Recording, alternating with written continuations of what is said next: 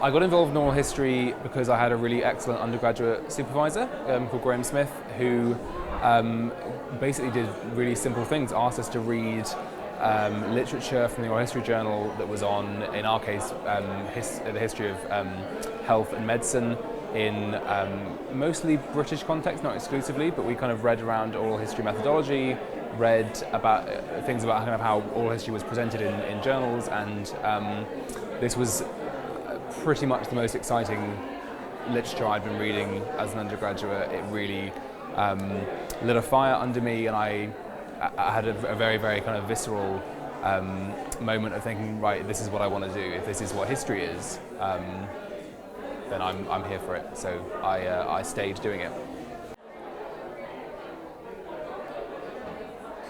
I joined the Oral History Society because I wanted to have access to the networks that the Society facilitates. I wanted to have copies of the journal, quite crucially, and found very quickly that joining the Society met those demands.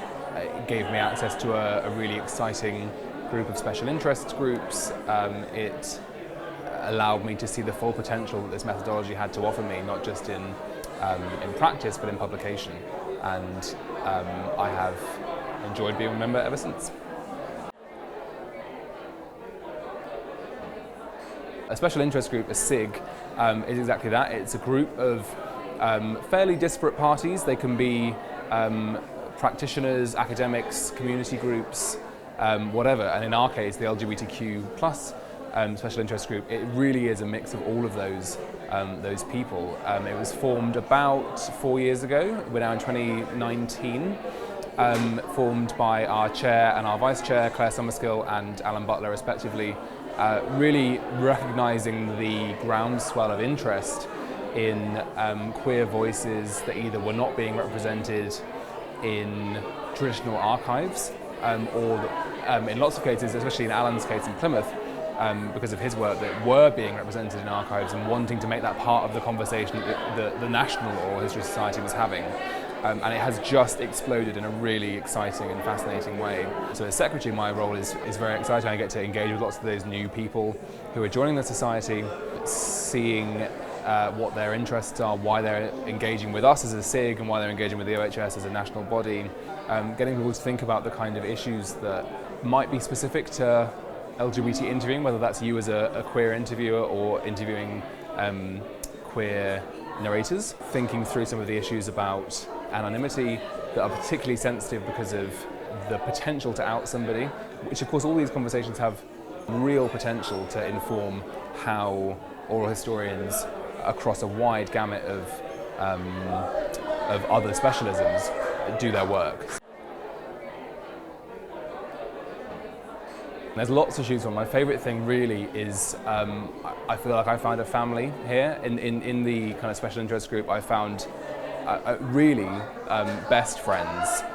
I found intellectual kinship with lots of people, and I cannot express enough in a kind of economic and political sense where we are right now, in terms of kind of the precarity of lots of the work we're doing and the short-term nature. Having long-term contacts with people who are really engaged in your work and in you as individuals, that's been really, really formative. So this is a society, really, really broadly, that is very welcoming, is very, very personable. I think the fact that we're all trained to engage with people on kind of personal levels helps, but that, for me, has been probably the most formative and rewarding aspect of being part of the Oral History Society. It was really, really fun. 4 of us edited it together, myself, Christine Wall, Amy Tooth Murphy and Emma Vickers, and it was a joy because we worked very, very well together. We had a series of very, very interesting articles that emerged. Really, so the issue is it's called LGBTQ, and it's not trying to be an issue about, it's not trying to be representative of all LGBTQ oral history. It's really work emerging from our special interest group, which I still think is very, very diverse and interesting. But we have been given the chance to think about some really, really crucial issues that I think are going to be informative to practitioners outside of queer studies. The process of editing was great, not least because Chris is an editor of the journal itself, so that's very, very helpful to have had that kind of liaison. But we were very lucky. The work was superb, so there was not much of the harsh job of an editor that one hears about. And I think it's going to be an exciting issue, so I hope people engage with it and that it's received well.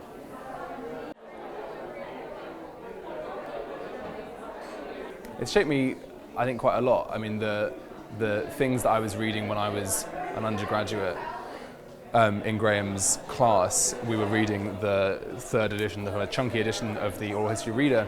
All of those chapters were originally published.